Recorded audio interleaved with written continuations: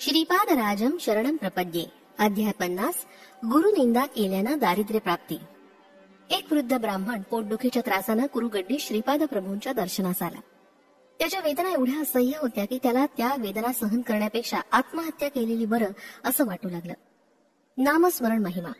त्या ब्राह्मणानं श्रीपादांचं दर्शन घेऊन आपली व्यथा दूर करण्याची अत्यंत कारुण्यपूर्ण वाणीनं प्रार्थना केली.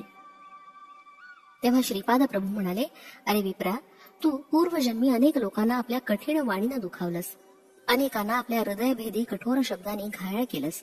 त्या कर्माचं फलस्वरूप तुला या जन्मी ही पोटदुखीची व्याधी जडली आहे. मानवास या कलियुगात पापदोषापासून मुक्त होण्याचा नामस्मरण हा एकच मार्ग आहे. भगवंताच्या नामस्मरणानं वायुमंडळ शुद्ध होतं. मी कुरुगड्डी येथे नामस्मरण महायज्ञाची सुरुवात करणार आहे. त्या नामाबरोबर श्रीकारही जोडणार आहे.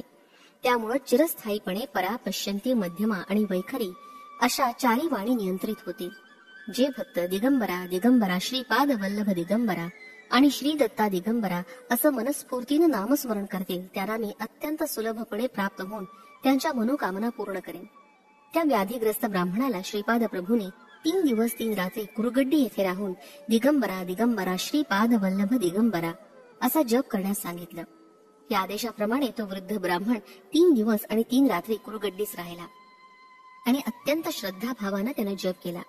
त्या ब्राह्मणाची पोटदुखी कमी झाली. श्रीपाद म्हणाले, वायुमंडलास आज पूर्वीसारखं वाग्जल भरून आहे. आपण उच्चारलेलं प्रत्येक वाक्य प्रकृतीतील सत्व, रजतम या तिन्ही गुणांनी किंवा 1 अथवा 2 गुणांनी परिपूर्ण असतं. या त्रिगुणात्मक सृष्टीचा पंचमहाभूतांवर वाईट प्रभाव पडतो. ही पंचभूत दूषित झाली की संपूर्ण अंतराळ दूषित होतं. यामुळे मानवाकडून पापकर्म घडून तो दरिद्री होतो. या दारिद्र्यामुळे त्याच्याकडून पुन्हा पापकर्म घडतं. या पापामुळे मन दूषित होऊन दान, धर्म, लोकसेवा अशी सत्कर्म त्याच्याकडून न घडल्यामुळे पुन्हा दारिद्र्य येतं. हे दुष्टचक्र असं चालूच राहतं. त्रिकरण शुद्धीची आवश्यकता. मानवास दारिद्र्यापासून मुक्तता अथवा पापकर्मापासून विमुक्ती हवी असल्यास त्याचं काया, वाचा, मन शुद्ध असायला हवं. यालाच त्रिकरण शुद्धी असं म्हणतात. आपल्या मनात जे असेल तेच वाणीतून बाहेर पडावं. मनात दुष्टभाव आणि वाणीनं अगदी मधुर बोलणं हा दुट्टपीपणा नसावा. आपल्या वाणीप्रमाणेच आपलं आचरण सुद्धा अगदी पवित्र असावं. त्रिकरण शुद्धी पावलेला मानव महान पदाला जाऊन पोचतो. मनात एक असणं, वाणीतून दुसरंच उच्चारण करणं आणि या दोहोपेक्षा वेगळंच आचरण करणं अशा व्यक्तीस दुरात्मा असं म्हणतात. या कलियुगात जीवनसागर तरुण जाण्यास ईश्वरानं अनेक मार्ग सांगितले आहेत. यात नामस्मरण हे अत्यंत सुलभप्राय साधन आहे. नामस्मरण करणाऱ्या साधकाची वाणी मधुर असते.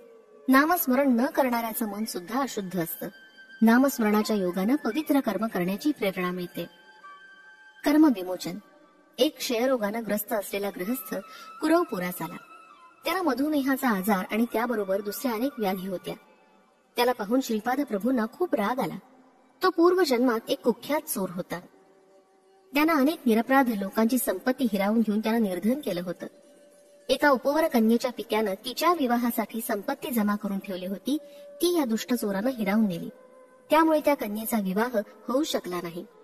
वरदक्षिणा देण्यास धन नसल्यानं योग्य वर मिळू शकला नाही. शेवटी एक वृद्ध वर वरदक्षिणेशिवाय लग्नास तयार झाला. या विवाह प्रस्तावामुळे त्या तरुण उपवर कन्येनं आत्महत्या केली होती. पूर्वजन्मीची अशी कर्म असलेला तो क्षयरोगी अत्यंत दीन अवस्थेत श्रीपादांच्या जवळ आला आणि त्यांनी मोठ्या कारुण्यपूर्ण वाणीनं श्रीपाद प्रभूंना त्या दुर्धर व्याधीतून सुटका करण्याची विनंती केली. दयावंत श्रीपाद प्रभूंनी त्याला पंचपहाड येथील गोशाळेत झोपण्यास सांगितलं. तिथे डासांचा अत्यंत त्रास होता. तहान लागल्यास पिण्यासाठी पाणी सुद्धा नव्हतं. त्या रात्री त्याला एक स्वप्न पडलं. त्या स्वप्नात एक राक्षस त्याचा गळा दाबून मारत असल्याचं त्याला दिसलं. तो घाबरून उठला, इकडे तिकडे पाहिलं आणि ते स्वप्नच असल्याची खात्री झाल्यावर पुन्हा झोपला. त्याला पुन्हा एक स्वप्न पडलं. एक मोठा दगड त्याच्या छातीवर ठेवला असून त्यावर एक बलवान मल्ल बसलेला दिसला.